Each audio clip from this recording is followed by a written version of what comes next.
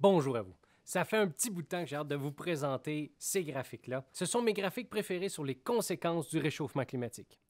Les conséquences actuelles et les conséquences futures du réchauffement. À mon avis, c'est assez important de les avoir en tête quand il s'agit de déterminer notre avenir de notre société. Les graphiques que je vais vous présenter, c'est en majorité des graphiques qui proviennent du GIEC, le groupe d'experts en changement climatique de l'ONU. Ce sont des graphiques qui font consensus parmi les scientifiques. Le premier graphique, émission anthropique mondiale de CO2. Ça, ce que ça veut dire, c'est tout simple, c'est la quantité de CO2, la quantité de fumée, la quantité de choses qu'on brûle année après année, nous, les humains. Et ça augmente continuellement. Et ce CO2-là crée un effet de serre. À mon avis, la meilleure façon de prouver qu'il y a un effet de serre, c'est de mesurer le forçage radiatif. En fait, s'il y a un effet de serre, c'est qu'il y a davantage d'énergie qui rentre sur Terre, de l'énergie qui provient des rayons de lumière du Soleil, que d'énergie qui réussit à s'échapper de l'atmosphère de la Terre dans l'espace. Ça crée une espèce d'accumulation d'énergie. Mais là, en ce moment, on est à 2 watts par mètre carré d'accumulation d'énergie, bref, d'effet de serre. La majorité de l'énergie, cependant, ne s'en va pas dans l'atmosphère. Après tout, l'atmosphère est super petite par rapport aux océans. La majorité de l'énergie s'accumule dans les océans. Mais non seulement ils se réchauffent, mais surtout, ils se dilatent. Malgré le fait que la majorité de l'énergie s'accumule dans les océans, l'atmosphère aussi se réchauffe. En 1901 et 2012, il y a eu un réchauffement pas mal partout sur Terre. Mais là, c'est pas de la météorologie parce que, évidemment, une journée peut être plus chaude suivie d'une autre qui va être plus froide, un été qui va être plus chaud suivi d'un autre été qui va être plus froid. Non, en climatologie, on fait des moyennes et c'est là qu'on peut voir des tendances. Et pas mal partout sur Terre, ça se réchauffe.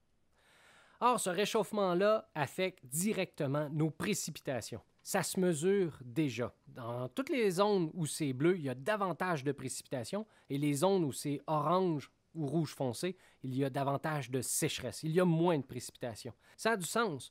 Plus il fait chaud, plus il y a d'évaporation, plus il y a de nuages, plus il y a de précipitations. Mais comme ils vont moins loin, ça laisse des zones entières où il y a moins de précipitations, où cela s'assèche davantage.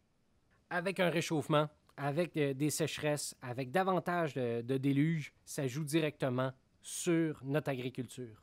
En ce moment, on peut même mesurer l'impact sur notre rendement agricole, particulièrement sur le blé, le riz et le maïs. Prenons le blé, par exemple. À chaque décennie, depuis 1960, on a perdu 2 % de rendement dans notre agriculture. Et il y en a encore plus que ça, des conséquences actuelles du réchauffement climatique. Le GIEC a réussi un tour de force à les placer pas mal toutes sur une seule figure. Chacun des icônes ici représente une conséquence du réchauffement climatique. Par exemple, ces deux-là représentent des cas très documentés qui permettent de démontrer qu'il y a bel et bien une arrivée précoce du printemps à cause du réchauffement climatique, en Europe et en Asie. Dans ce cas-ci, c'est assez impressionnant.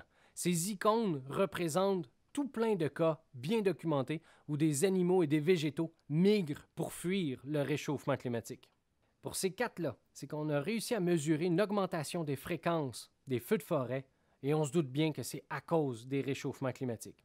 Pour ces 5 petits poissons, c'est malheureusement nos barrières de corail qui sont en train de dépérir à cause du réchauffement, à cause de la température, mais aussi à cause de l'acidification des océans. Le CO2 qu'on émet dans l'air se mélange avec les océans, se transforme en acide carbonique, et comme c'est acide, ça dissout les coraux. Le réchauffement climatique fait une pression sur la sélection naturelle de toutes les espèces. Dans ces quatre-là, ce sont des animaux et des végétaux qui ont muté génétiquement, qui ont modifié leur ADN ou qui ont modifié leurs caractéristiques physiques pour s'adapter au réchauffement. Dans la région polaire et en Asie, le pergélisol est en train de se réchauffer, en fait de dégeler, libérant le méthane qu'il y avait en dessous de lui.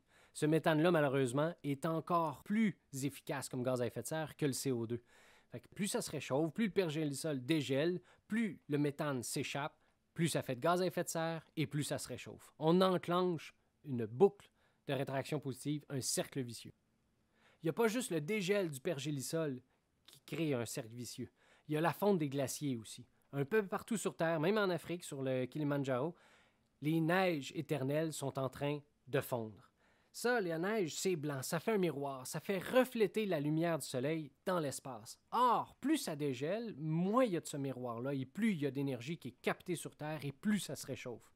Donc, plus ça se réchauffe, plus les neiges fondent, plus les neiges fondent, plus il y a d'énergie d'accumuler, et plus ça se réchauffe. Un autre cercle vicieux qu'on enclenche. Ça, ce sont les conséquences du réchauffement climatique qu'on est capable de mesurer maintenant. Or, on les avait prédites. Depuis une vingtaine d'années, on est pas mal habile, on prédit qu'est-ce qui va se passer avec le réchauffement climatique. C'est parce que ce n'est pas une extrapolation. Autrefois, sur Terre, avant que l'être humain soit là, il y a déjà eu des réchauffements climatiques de cette ampleur-là. En étudiant les glaces, en étudiant la géologie, il y a moyen de savoir à quoi va ressembler plus tard la Terre si ça se réchauffe.